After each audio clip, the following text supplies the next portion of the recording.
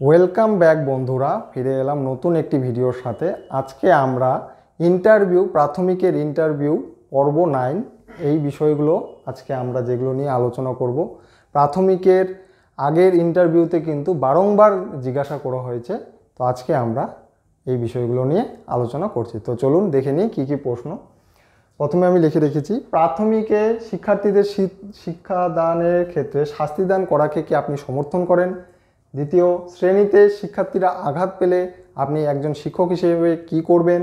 এবং তৃতীয়, প্রাথমিকে ইংরাজি এবং গণিত ভীতি দূর করার জন্য আপনি কি কি পদ্ধতি অবলম্বন করবেন? এবং চতুর্থত, বিদ্যালয়ের বিশেষ দিনগুলো আপনি কিভাবে সেটা উদযাপিত করবেন শিক্ষার্থীদের মধ্যে?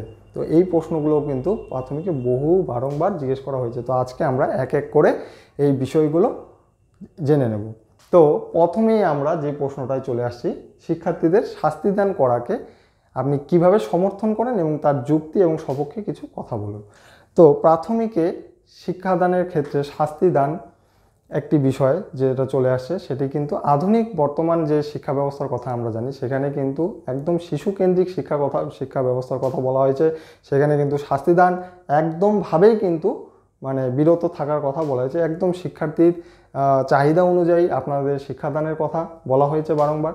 এবং সেখানে কিন্তু আমরা শিক্ষার্থীদের মধ্যে কোনোভাবে ভীতি যাতে তৈরি না হয়, এবং শিক্ষার্থীদের যদি ভীতি তৈরি হয় তাহলেই কিন্তু স্কুল ছুটের পরিমাণ বা স্কুল ড্রপ আউট এর সংখ্যা কিন্তু বৃদ্ধি পাবে, এবং যেটা একদমই শিক্ষাক্ষেত্রের এডুকেশনাল প্রোগ্রেসিভের জন্য একদমই উচিত নয়। তো এই ক্ষেত্রে আমরা মনে করব, আর একটা ইংরেজিতে কথায় আছে, spare the rod spoil the child. একদমই তাই। যেখানে আমরা শিক্ষার্থীকে যদি আমরা শাস্তি দেখিয়ে বা ভয় ভীতি দেখিয়ে শিক্ষাদান করি, সেখান থেকে কিন্তু তারা ভয় ভীতি শিশু মনে আঘাত পাবে এবং তারা কিন্তু বহু অংশে শিক্ষাক্ষেত্রে পিছিয়ে পড়বে। এবং শিক্ষার্থীরা যেহেতু প্রাথমিকে শিক্ষক হতে যাচ্ছে সবাই, তো এখানে শিক্ষার্থীদের যদি কোনো রকমভাবে শাস্তি প্রদানের ক্ষেত্রে তাদের বাহ্যিক শারীরিক আঘাত আসে, তাহলে কিন্তু তাদের সেই আঘাত পরবর্তীতে একটি বিশাল আকার নেবে, এবং তাদের এই আঘাত কিন্তু তাদের শুধুমাত্র শারীরিকভাবে নয়, তারা মানসিকভাবে বিপর্যস্ত হয়ে শিক্ষাক্ষেত্রে কিন্তু তাদের অনীহা সৃষ্টি হবে, এবং তারা কিন্তু শিক্ষা থেকে সবসময় পিছু পা হবে। এই জিনিসটা একেবারেই কাম্য নয়। তো আমার মনে হয় যে একদমই শাস্তিদান করাটা উচিতই নয়। কিন্তু যে জায়গাটা দেখা যাচ্ছে যে শিশুরা একদমই কথা শুনতে অবাধ্য হচ্ছে, সে জায়গায় কিন্তু আমরা কিছুটা শিক্ষাক্ষেত্রে বলা আছে উপহার বা কিছু খেলার ছলে তাদেরকে বুঝিয়ে সুঝিয়ে কিন্তু আমরা এই ব্যাপারগুলো অনায়াসে ম্যানেজ করে নিতে পারবো। তো এখানে শাস্তি দেওয়ার সপক্ষে আমাদের একটাই যুক্তি হবে যে আমরা এটা সমর্থন করি না। তার পিছনে কিন্তু আপনারা নিজেদের ভাব মতো একটু গুছিয়ে বলবেন।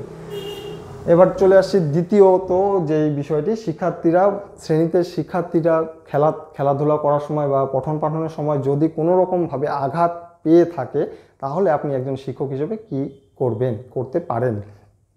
তো বন্ধুরা, একজন প্রাথমিক শিক্ষক হতে গেলে কিন্তু আপনাকে সমস্ত বিষয়ে কিন্তু জ্ঞান থাকা অতি আবশ্যক। একজন প্রাথমিক শিক্ষককে কিন্তু প্রাথমিক যে চিকিৎসা ব্যবস্থা বা ফার্স্ট এইড যে জ্ঞানটা কিন্তু অবশ্যই রাখা উচিত। কিভাবে একটি ফার্স্ট এড টুলের সময় উপযোগী আমরা ব্যবহার করতে পারি, এবং আঘাত পেলে প্রাথমিক যদি যেটা আমরা প্রাথমিক চিকিৎসার মাধ্যমে যদি আমরা এটাকে চেষ্টা করব যে তার যে ব্যথা অংশটি বা যে জায়গাটায় সে আঘাত পেয়েছে সেই জায়গাটায় কিন্তু সে স্বস্তি পায়, সেই জায়গাটা কিন্তু একজন প্রাথমিক শিক্ষকের প্রথম দায়িত্ব একটি সুস্থ প্রাথমিক চিকিৎসা দেওয়া। তারপরে যদি আরও বেশি গুরুতর হয় তাহলে অবশ্যই কিন্তু নিকটবর্তী কোনো আমরা স্বাস্থ্য কেন্দ্রে নিয়ে যাব। কিন্তু একজন প্রাথমিক শিক্ষকের প্রথম দায়িত্ব কিন্তু তাকে সেই শিশুটিকে ফার্স্ট এইড দেওয়া, এবং সেই স্থানে কি হয়েছে আমরা পরিষ্কারভাবে দেখে সেই জায়গাটাকে কিন্তু আমরা তার সুস্থতা আনতে পারি। তো শ্রেণীতে কোনো শিক্ষার্থী যদি আঘাত পেয়ে যায়, তাহলে কিন্তু একজন শিক্ষক হিসেবে প্রথম কাজ তাকে প্রাথমিক চিকিৎসা প্রদান করা। এরপর তৃতীয়ত আমরা দেখব, প্রাথমিকে ইংরাজি এবং গণিত ভীতি কি করে আপনি দূর করবেন। প্রাথমিক একটি বড় সমস্যা কিন্তু বন্ধুরা ইংরেজি এবং গণিত ভীতি। তো একজন ইন্টারভিউয়ার কিন্তু সবসময় দেখে যে একজন চাকরি প্রার্থীর ইংরেজি কীরকমভাবে সে উপস্থাপন করবে, এবং প্রাথমিক শিক্ষার্থীদের ইংরেজি এবং গণিত বিষয়টিকে যেন আরও মজার বা এই দুটোর মাধ্যমে কিন্তু আপনারা ডেমো যদি দিতে পারেন আরও খুবই ভালো হয়, তাহলে ইন্টারভিউরা খুবই খুশি হয়। তো আপনারা এই জিনিসটা করতেই পারেন, এবং প্রাথমিকে কিন্তু গণিত এবং ইংরেজিটা কিন্তু অনেক মজারভাবে শেখালে কিন্তু শিক্ষার্থীদের, এবং বোঝাতে হবে তাদের কিন্তু বারংবার এটা প্র্যাকটিস, কারণ practice makes a man perfect. তো প্র্যাকটিস বা অভ্যাস কিন্তু তাদের মধ্যে এই ভীতিটা, এবং শিক্ষার্থীদের অভিনয়ের ছলে প্লেওয়ে মেথড, বিভিন্ন রকম মেথডগুলো রয়েছে, এগুলোর মাধ্যমে বা সক্রিয়তা ভিত্তিক যে অ্যাক্টিভিটি বেস লার্নিং আছে, এগুলোর মাধ্যমে যদি আমরা শিখন প্রদান করতে পারি, তাহলে কিন্তু অবশ্যই গণিত এবং ইংরেজি বিষয়টি কিন্তু তাদের একদম আয়ত্তের মধ্যে বা অনায়াসে তারা কিন্তু আনন্দ সহকারে শিক্ষা লাভ করতে পারবে। তো আমি মনে করি খুবই সুন্দরভাবে খেলার ছলে, যেহেতু ছোট ছোট শিশুরা তাদের একদমই প্রাক প্রাথমিক থেকে পঞ্চম শ্রেণী অবধি কিন্তু একদম মজার ছলে বা আনন্দের সাথে যদি বলা যায় বা ছবি এঁকে যদি বোঝানো যায়, তারা কিন্তু খুব সহজেই তারা এই বিষয়টি তারা গ্রহণ করতে পারে। তা আমরা এই গণিত ভীতি দূর করার জন্য তাদের এই যে স্কিলগুলো বললাম, এই স্কিলগুলোর মাধ্যমে কিন্তু আপনারা অনায়াসে তাদের এই ভীতিগুলি একদমই চিরতরে দূর করে দিতে পারেন, যাতে ভবিষ্যতে তাদের আর কোনো কিন্তু অসুবিধা না হয়। এই ছোটোবেলায় যে ভীতিটা থেকে যায়, এটা কিন্তু যত তাদের দিন মানে বড় হতে থাকবে, উচ্চ পর্যায়ে যাবে, তাদের ভীতির পরিমাণটাও কিন্তু ছোটোবেলা থেকে যাতে না চলে আসে, এই জিনিসটাই কিন্তু একজন প্রাথমিক শিক্ষকের কিন্তু প্রথম দায়িত্ব থাকবে, যে তাদের এই ভীতি কোনোভাবেই যেন তাদের মধ্যে না আসে। এবার চলে যাচ্ছি শেষ এবং অন্তিম প্রশ্নের মধ্যে, যে বিদ্যালয়ের বিশেষ দিনগুলি আপনি শিক্ষার্থীদের সাথে কিভাবে উদযাপন করবেন।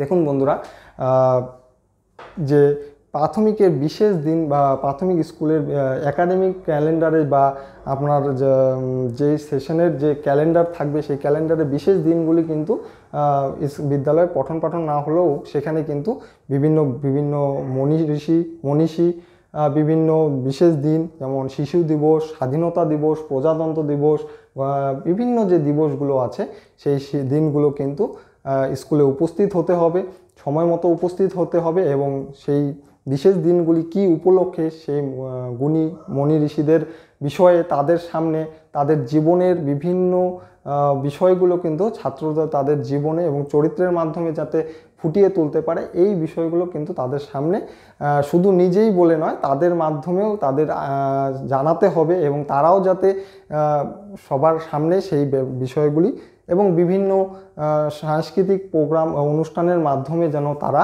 এই বিষয়গুলো তারা উপস্থাপন করতে পারে সকলের সামনে, এই বিষয়গুলো রাখতে হবে। এবং বিশেষ দিনগুলো কিন্তু আপনার একাডেমিক ক্যালেন্ডারে থাকুক বা না থাকুক, আপনাকে কিন্তু অবশ্যই বিষয়গুলো নিয়ে ছাত্রছাত্রীদের এই বিষয়ের পিছনে কি কারণ বা ইতিহাস এবং তাদের বিভিন্ন কিন্তু কারণগুলো জানাতেই হবে।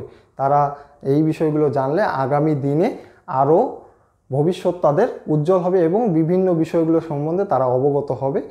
তো আজকের এই ইন্টারভিউ পর্বের আজকের বিষয়গুলো এটুকুই থাকলো। তো আরও বিভিন্ন ভিডিও কিন্তু আসবে, আপনারা নজর রাখুন এবং চোখ রাখুন আমার এই চ্যানেলে। তো লাইক এবং সাবস্ক্রাইব করে আমার সাথে থাকুন। ধন্যবাদ।